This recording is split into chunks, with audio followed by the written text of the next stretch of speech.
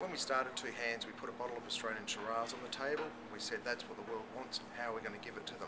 And we were really looking for a story that nobody else had done before, and really regionally with an Australian Shiraz hadn't been done. It definitely hadn't been done by one producer from 6 distinct different regions.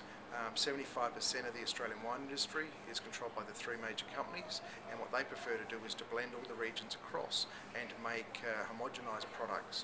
We decided that there was a niche in the market to go out and explain to people that there is differences within the regionality of Australian Shiraz, and what it's been hard to go to market because people have kind of like don't understand a lot of knowledge of certain regions like Langhorne or Pathaway, but we go to the market, we put the wines in their mouth and they start to understand it. So I think what Rich and I love about the story is the longevity of it. It's going to take our lifetimes in the wine industry to get across, but it's a very interesting story and we seem to be winning people over one by one. Tell me again how you found your winemaker. Matt, we interviewed a number of winemakers, and what impressed us most with Matt was his actual palate. We blind tasted him on a series of wines, absolutely blown away with his ability to taste, and he and I taste every barrel in the winery together in November every year, and we give it a score between A+ and D, and we really love tasting together and setting the style up.